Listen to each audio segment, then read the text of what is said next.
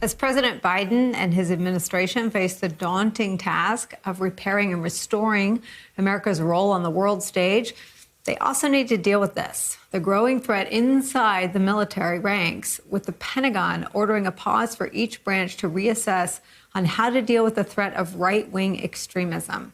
New reporting from Roll Call shows the inroads white supremacists and other extremist groups have made in the military, and that it may be deeper than previously thought. Joining our conversation, MSNBC military analyst and retired four-star general, U.S. Army General Barry McCaffrey, and Congressman Anthony Brown of Maryland, a retired colonel in the Army Reserve and a member of the Armed Services Committee. Congressman, I start with you.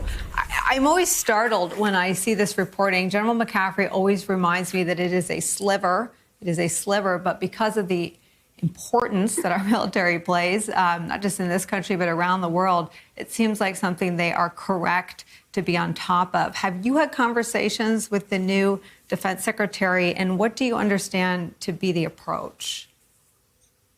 Yeah, first of all, Nicole, thanks for having me on, and thanks for covering this important issue. And yes, I've had a conversation with Secretary Austin prior to his confirmation. I've had conversations with almost all of the service chiefs. And in every one of those conversations, we talked about the rise of white supremacy and nationalism in the ranks. And while it may be a sliver, it's a very dangerous element. It's dangerous not only for our military, for unit cohesion and readiness and morale, but as we saw on January 6th, during that insurrection at the Capitol, where 1 in 5 of the people who are arrested are either current or former members of the military, that is a dangerous sliver that is growing in the military. We've known this for a while. The red flags have been there. I've introduced a number of measures in Congress to try to get after the problem. We've got a lot of work to do. And Congressman, we know that the militia groups, which are now known to have been involved, the Oath Keepers, the Proud Boys, the 3%ers, now known to have participated in the insurrection. We know they recruit heavily from former military. Let me read you a little bit of this reporting from Roll Call in case people just can't fathom what this might look like. It's illuminating. A soldier in the Florida National Guard who co-founded a murderous fascist group was chatting with a fellow white supremacist in the extremist Iron March online forum in 2016 when the Guard member made a remarkable statement.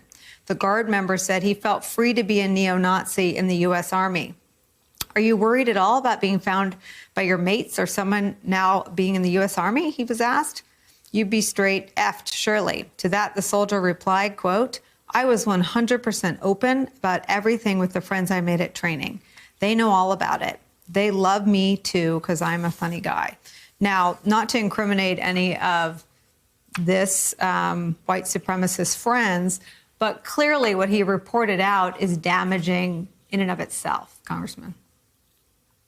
Look, I think that's why it's really important that Secretary Austin ordered the stand down over the course of the next 60 days. That's not a measure, and I'm sure General McCaffrey would agree, that is taken lightly or frequently. You often see stand downs when you have major problems, like series of criminal behavior or accidents that usually lead to death in the ranks. So Secretary Austin saying, hey, stand down. I want commanders involved. We got to talk about values. We've got to remind one another about the oath that we've taken and why we're here, and talk about what kind of behavior and affiliations are unacceptable. I think it's an important next step, but it's certainly not in and of itself going to root out extremist behavior in the military.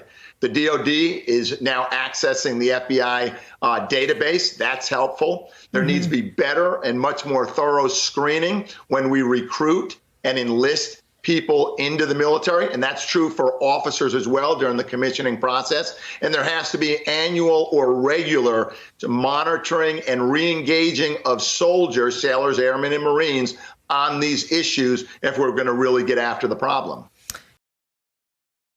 Hey, thanks for watching our YouTube channel. You should know that you can follow today's top stories and breaking news and catch up on your favorite MSNBC shows all in one place. Download the NBC News app today.